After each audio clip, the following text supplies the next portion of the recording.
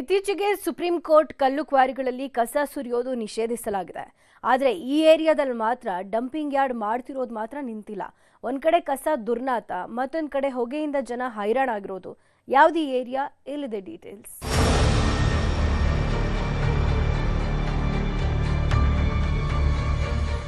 ಪರಿಸರ ಮಾಲಿನ್ಯ ದೃಷ್ಟಿಯಿಂದ ಇತ್ತೀಚೆಗೆ ಸುಪ್ರೀಂ ಕೋರ್ಟ್ ಕಲ್ಲು ಕ್ವಾರಿಗಳಲ್ಲಿ ಕಸ ಸುರಿಯುವುದನ್ನು ನಿಷೇಧಿಸಿದೆ. ಐಟಿ ಹಬ್ ಖ್ಯಾತಿಯ ಎಲೆಕ್ಟ್ರಾನಿಕ್ ಸಿಟಿಯ ಕೂಗಳತೆ ದೂರದಲ್ಲಿ ಎಗ್ಗಿಲ್ಲದೆ ಡಂಪಿಂಗ್ ಯಾರ್ಡ್ ಮಾಡಲಾಗ್ತಿದೆ. ಕಲ್ಲು ಕ್ವಾರಿಗಳಲ್ಲಿ ಕಸ ಸುರಿಯುವುದಕ್ಕೆ ನಿಷೇಧವಿದ್ರೂ ರಾತ್ರಿ ವೇಳೆ ಕಸ ತಂದು ಸುರಿಯಲಾಗ್ತಾ ಇದೆ. ಕಲ್ಲು ಕ್ವಾರಿಗಳಲ್ಲಿ ಮತ್ತೆ ಅಕ್ರಮವಾಗಿ ಕಸ ವಿಲೇವಾರಿ. ಡಂಪಿಂಗ್ ಯಾರ್ಡ್ನಿಂದ ಸ್ಥಳೀಯರಿಗೆ ನರಕ ದರ್ಶನ.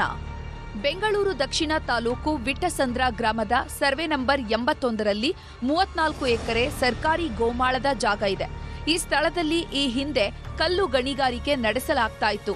ಕಳೆದ 10 ವರ್ಷಗಳ ಹಿಂದೆ ಗಣಿಗಾರಿಕೆ ಸ್ಥಗಿತಗೊಳಿಸಲಾಗಿದೆ.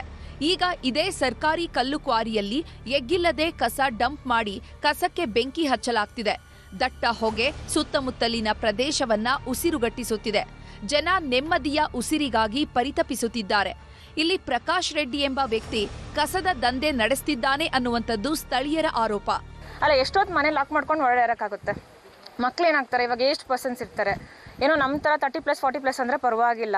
ಈ ಮಕ್ಕಳನ್ನ ನಾವು ಹೇಗೆ ನೋಡ್ಕೊಳಕ್ಕಾಗುತ್ತೆ? ಅದರಲ್ಲಿಂದ ಖಂಡಿತ ಈ ಸ್ಕಿನ್ನು, ಬ್ರೀತಿಂಗ್ ಪ್ರಾಬ್ಲಮ್ಮು, ಕೆಮ್ಮು, ಕೋಲ್ಡು, ಕಾಫು ಎಲ್ಲ ಏನು ದುಡಿಯೋದೆಲ್ಲ ತೊಗೊಂಡೋಗಿ ಹಾಸ್ಪಿಟ್ಲಿಗೆ ಕೊಡ್ಬೇಕನ್ಸುತ್ತೆ.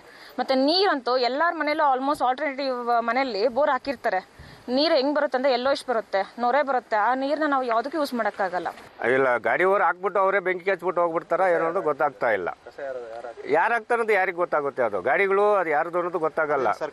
ಸರ್ಕಾರಿನೇ ಅದು, ಸರ್ಕಾರಿ. ಅದು ನಾವು ಕೂಡ ಅದು ಸಮಸ್ಯೆ ಇದೆ ಅಂದ್ಬಿಟ್ಟು ತಹಸೀಲ್ದಾರ್ ಸಾಹೇಬ್ರಿಗೆ ಮತ್ತು MLA ಸಾಹೇಬ್ರಿಗೆ, ಪಂಚಾಯತಿಗೆ ಮತ್ತು ಪಟ್ಟಣ ಪಂಚಾಯತಿಗೆ ಎಲ್ಲ ಕಡೆನೂ ನಾವು DC ಸಾಹೇಬ್ರಿಗೆ ಎಲ್ಲರಿಗೂ ನಾವು ಇದು ಕೊಟ್ಟಿದ್ದೀವಿ, ಲೆಟ್ರೆಡಲ್ಲಿ ಇದು ಕೊಟ್ಟಿದ್ದೀವಿ. ಬರೆದ್ಬಿಟ್ಟು ನಾವು ಎಲ್ಲರ ಕೈಲೂ ಸಾರ್ವಜನಿಕರೆಲ್ಲ ಇದು ಮಾಡಿ ಅವ್ರಿಗೂ ಕಂಪ್ಲೇಂಟ್ ಮಾಡಿದ್ದೀವಿ. ನಮಗೆ ಯಾವುದೂ ಇದು ಮಾಡಿಲ್ಲ.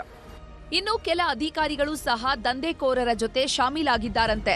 ಇದರಿಂದ ಇಡೀ ಏರಿಯಾ ಕಲುಷಿತಗೊಂಡಿದೆ. ಡಂಪಿಂಗ್ ಯಾರ್ಡ್ನಿಂದ ಸ್ಥಳೀಯರಿಗೆ ನಿತ್ಯ ನರಕ ದರ್ಶನವಾಗ್ತಾ ಇದೆ. ಕೂಡಲೇ ಅಕ್ರಮ ಕಸದ ಡಂಪಿಂಗ್ ಯಾರ್ಡ್ ಬಂದ್ ಮಾಡಲು ನಿವಾಸಿಗಳು ಆಗ್ರಹಿಸಿದ್ದಾರೆ.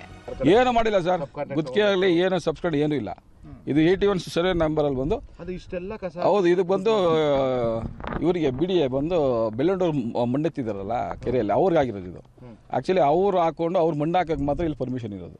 ಅದು ಬಿಟ್ಟರೆ ಆಮೇಲೆ ಆ ಕಡೆ 27 ಸರ್ವೆ ನಂಬರ್ ಬಂದು ಅದರಲ್ಲೂ BDAದವರಿಗೆ ಮಣ್ಣು ಹಾಕಕ್ಕೆ ಪರ್ಮಿಷನ್ ಕೊಟ್ಟಿದ್ದಾರೆ. ಒಂದು ಎರಡನೇದು ಬಂದು BMRTC ಅವ್ರಿಗೂ ಪರ್ಮಿಷನ್ ಇದೆ.